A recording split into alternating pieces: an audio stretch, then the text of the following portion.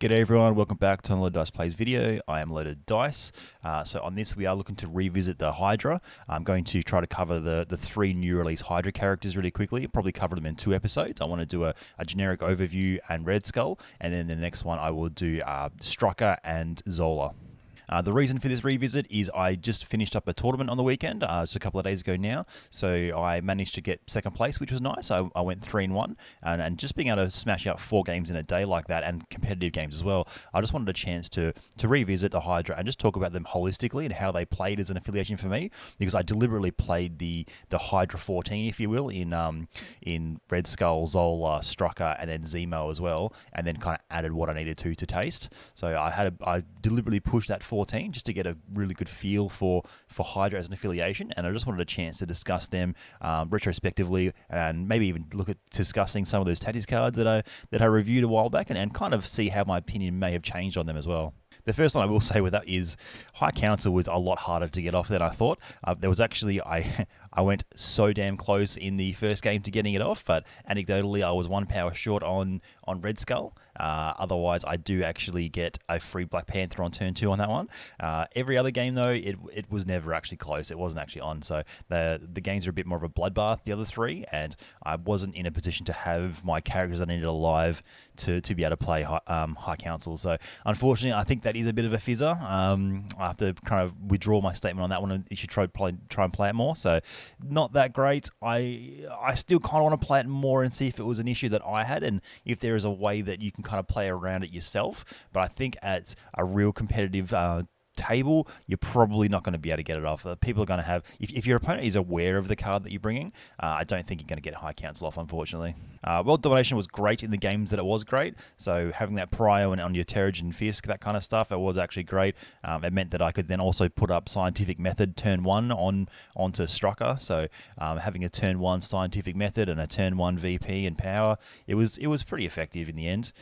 Those were the only 3 cards that I'm taking: the Scientific Method, World Domination, and High Council. Scientific Method was pretty good. It wasn't too bad on Strucker. I think there could be better targets, and if I'm being totally honest, I don't think Strucker is going to be it for me. I kind of forced him every game personally because I wanted the experience with him, and I wanted the opportunity to potentially play High Council and see how likely it was to get off. So if we just want to talk holistically about how I found Hydra in general, they are definitely a beat you up affiliation. They really do want to punch you. When you're taking Zemo and Strucker, and you've got these 2 sources of strategic genius, usually you can fight on 2 flanks there, which is kind of cool. It means that you kind of have this really nice smoothed out damage potential with all your team. I found I fought on 2 fronts, and a lot of the times I was having them all grouped around Strucker and Zemo just for that single reroll, both offensively and defensively. I found it pretty handy in the end. But yeah, for the most part, they pretty much just want to beat you down and use good dice to do so. So I did really feel the lack of displacement that Hydra brings in general, and I think going forward, that's probably what you want your splash characters to do. So I can see a core being Skull. Red Skull, Zola, Zemo for 11, and then you can splash a Hulk, or you can splash something else with good displacement, even a Black Panther or something. Just being able to move things around, because I really did miss that. When someone had something on a point, I basically had to KO or daze them to get them off that point, which is a little bit annoying, a little bit different as well, coming from a bit of an Avengers background. I found that kind of a bit of a reality check on how good Avengers are. Because Zemo won't be getting a review on this one, I'm just going to cover the 3 new guys. I will just touch on him quite quickly because I did use him a bit. The extra power he gets from Red Skull was great. I actually really enjoyed Zemo with that extra power. It just put his charge online, it put his Master Swordsman online, all those 2 cost abilities that he has, his spender, his rerolls, his charge, all that stuff being online because you get the extra power from Red Skull was actually great. So just the general vibe on Zemo, thumbs up. He was actually very good. And we'll look to cover Red Skull, Master of Hydra. Now, this guy, I was pretty impressed in general with this guy. So what has he got? He's a 4/2/2, 7 health, 5 threat, size 2 medium move. Like, his general stats, they're fine. The 4/2/2 is obviously a little bit deceptive because he has that Leviathan armor, and because they are kind of linked, we'll just jump into that straight away, I reckon. So during the power phase, I think a lot of people have seen this, right? So during the power phase, he can choose what shielding he's got. It's either +3 dice to his energy, and he can't be pushed or advanced by mystic attacks, which does actually, it came up in one of my last games, so it's not something to be dismissed totally. The other one is null field, so he gets +3 dice to his missing attacks, but he can't suffer collision damage. So it's actually pretty cool the way that kind of works out. If you're seeing something like I'm just going to use Hulk because he's very meta as well, right? So if you're seeing something like a Hulk across the table, you just go into the null field, which means he can't throw you around, or he can, but you're not going to take any damage. And also, if throwing cars and trucks at you, you're just going to ignore that. You're basically like having brace on all the time, which is pretty great. The 4/2/2, yeah, it's deceptive, but it's not as bad as you'd think. I did find that he usually had 6 health because I would often do the superpower at least once per game for the extra power, and I'll get to that a little bit later on as well. So his defensive stats are pretty good, especially if you can pick the right Leviathan armor type to be in, because the awkward thing there is it is power phase, and you're stuck in it until the next power phase. You can't chop and change like Old Mate Vision, so you have to kind of foreshadow what's going to come into him. But if you can do that correctly, he's actually rather tanky, especially if he's standing next to a Strucker or a Zemo for the extra reroll. So if you can think of a 4/5/2 with a reroll, that's pretty damn tanky to me. So if you just go top to bottom here with his Blitz Strike, so a range 3, 6 dice physical, this attack was actually money on the weekend. I was very impressed by it. So it's just a straight up gainer. So he's always gaining that 1 power, which is a bit funny because it have a couple of times where he spiked for 6 damage and only gained 1 power. So it is a bit of a feels bad when you do get that spike, but it does mean that he's very predictable with his power, and you can make some very good plans with how, his power economy and how you're going to work it out. Does have the 2 triggers on there. There's a wild hit and a wild shield for the blitz and push. So the blitz is cool when it goes off. I found myself just not remembering maybe, or it just didn't seem to come up very often. So yeah, the wild hit for a short move, it's pretty handy when it goes off, especially if you can play the distance game, because as much as he is reasonably tanky, he doesn't want to take punches that he doesn't have to take. So if you can attack at range 3 and then walk away short, it does make a nice bit of distance between you, and that is a bit of a safety net as well. The push, it's a size 3 push if you get the double trigger, so it's good when it's good, but a lot of times you'll be trying to re-roll that shield into a hit or a blank to try to push the successful damage. So the push, I think it only came up once in my 4 games.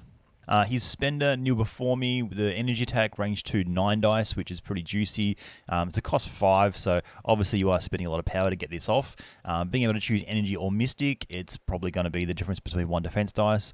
And the wild throw is what makes this money. So if you can hit that wild throw, a size 4 away medium. So with that one, I actually did try to chuck, I think it was an 11 dice into Malekith, because I was holding 2 hammers with Red Skull, and I did not hit the wild. But besides counting blanks and maybe like an occult research tactics card, this is pretty much the only way he spends power. So besides interacting and picking things up sort of thing, but I found he didn't really want to spend the 5 very often, unless you wanted that size 4 throw chance to get the wild and ditch him out of there. For the most part, I was very happy just doing my count blanks, 6 dice strikes, more with hammers, which was good, and that was pretty much all I was doing with his power. And also foreshadowing that, so we'll just do that real quickly. Empowered Gauntlets is a 2-cost superpower.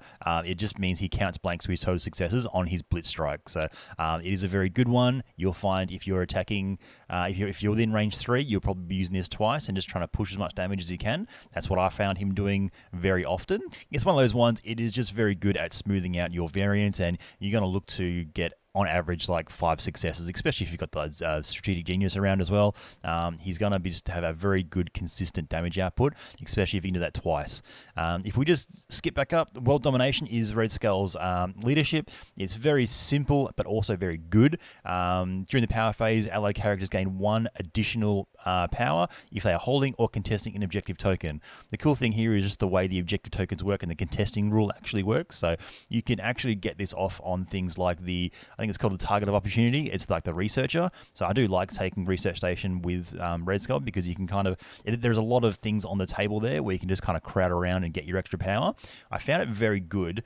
All-consuming obsession was very handy. It is a 0 cost, take 1 damage, gain 2 power. This is very handy for a medium-based medium move, because it activates Eyes on the Prize. So there was 2 games there where I played Eyes on the Prize, because there was 2 games there where I played hammers. So I think I had priority in one of those games, which meant that my my grunts walked up and flipped the sword base for free, and then Red Skull walked up, took a side hammer, and then walked back and took my home hammer, which was great. In another game, my first activation was my opponent had priority, which meant that I took my home hammer, and then I went to pick up the hammer that my opponent didn't take up on the side. So there was 2 games there where I played hammers, and Red Skull was my first activation, picking up 2 hammers, and I can tell you that is as good as it sounds. Red Skull throwing out an 8 dice count blank split strike is ridiculously good. It is just so much damage. The Leviathan arm we've already covered. It's good, especially if you have the ability to foreshadow what's going to happen in the following turn.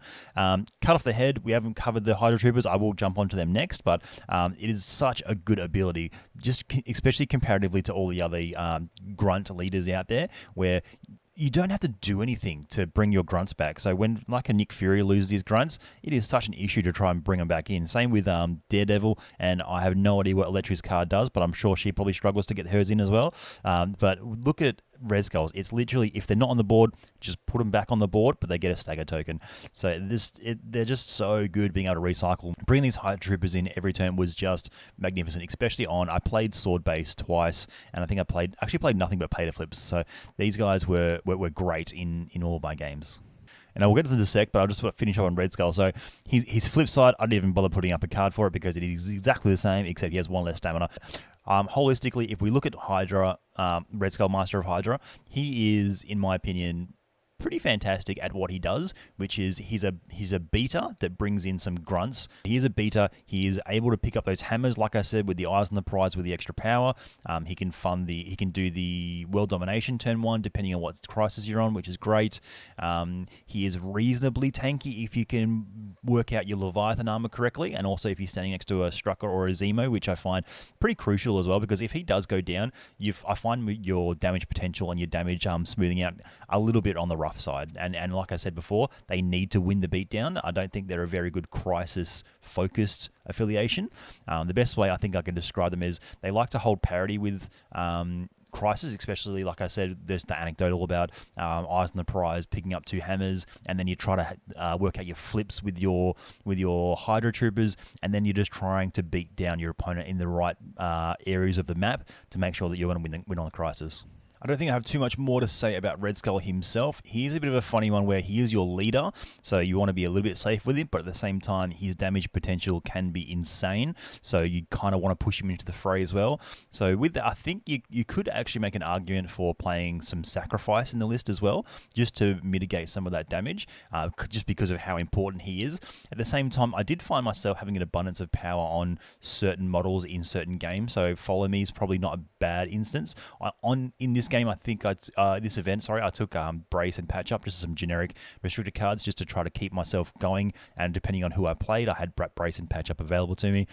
But for the most part, that's pretty much it for Red Skull. That's about all I want to say on him. So I'll just bring up his troopers that he brings, and they are.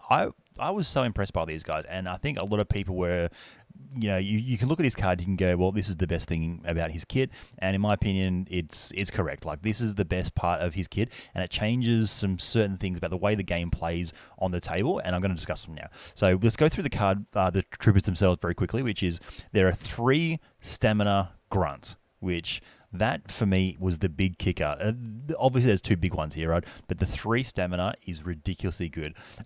Short movers, 1/2/2 defensively. That's fine. The biggest defense is the fact that they're 3 stamina. So their attack is absolutely fine. It's a range 4 dice energy. It's one of them ones where it can absolutely just blitz people for 3 or 4 damage. At the same time, I've double tapped them a lot and just roll absolutely garbage. So it's one of those hit or miss things.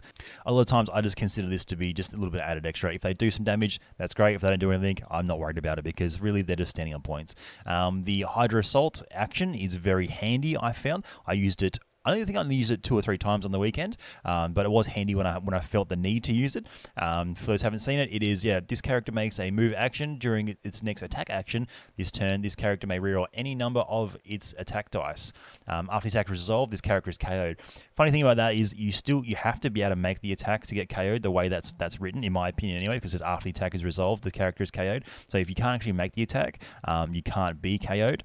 The reason I say this is because I think the biggest reason for having this superpower available is if the grunts and Red Skull are on, say, opposite sides of the table, and you really want those grunts to be back with Red Skull at some point, there is that option for you to do this move and attack, kill yourself, then come back the following turn right next to Red Skull.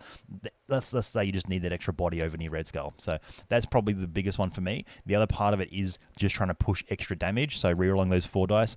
What I found was if I had Zemo or Strucker around, it didn't really matter. You'd pick up your 4 dice and you might get a skull in there and you'd have 1 shield and 2 hits, so you're just going to reroll the shield anyway with Strucker or Zemo. So all the time the full rerolls didn't matter. But the main reason you take them is for this occupation force. I'm going to just paraphrase it really quickly. It says basically these grunts can't deal with extract tokens, but they interact with secure tokens. It's great. They just stand on points. You got this grunt doing nothing, just standing on a point and scoring your points. It's amazing. And I think this one was one of those ones where a lot of people could look at the card and go, well, this is obviously good. And it's not until you play it you realize how good it is and the reasons why it's good. Yeah, it's not just good because they're scoring the points. It becomes a bit of a distraction piece. So your opponent all the times has to actually deal with these grunts before they can attack your juicy models. And the way that kind of worked out for me was it made me feel a bit more resilient than I actually was on paper. So a lot of times your Zemo Struckers, all that kind of stuff, on paper they're not that resilient. They're just a fine average model. But when your opponent's putting 1 or even 2 attacks into these grunts every turn, and it is literally every turn when they're just sitting on a point, I found that my team as a whole was just a little bit more durable than they actually should have been. Being 3 health, it's like that's just 3 damages not going onto a Zemo or not going onto Zola. Like that 3 health is just so. It's so much better than I really expected, because there was, like, anecdotally again, I had Sabretooth walk up with a hammer and try and bonk on one of these Hydra troopers, and he rolled 2 hits out of his 6 dice. So I managed to live and I stayed on the point. Then because I was on the point, he failed his sword roll to flip it off of me. So they're just generically great, and I think they're pivotal to the Hydra game plan, which is a beat them up. But it's like, I'm going to beat you up, you're going to beat me up, but you have to go fight through my 3 health troopers before you really do so. Now, is that actually true? It is a funny one. Maybe your opponent should just leave them alone and ignore them and just try to beat down on Red Skull as quickly as they can. I think that could be the best play. And for those playing along at the home, I think the best thing you can do against Hydra is leverage the fact that they do have very bad displacement. So just being able to try and stand on points and play that range game and just like toe the end of some crisis tokens just because they don't have that displacement a lot of the time, that is probably the best way to play against them. Just noticing this episode is getting a bit long in the tooth, so I think I'm going to wrap it up there and call that done for the Hydra overview and the Red Skull review. What I will be doing next episode is just doing a quick one with Strucker and Zola, and we'll just call Hydra done and get that out of the way. We can put that on the shelf from now on, and we can move on to bigger and better things. So until next time, cheers, guys.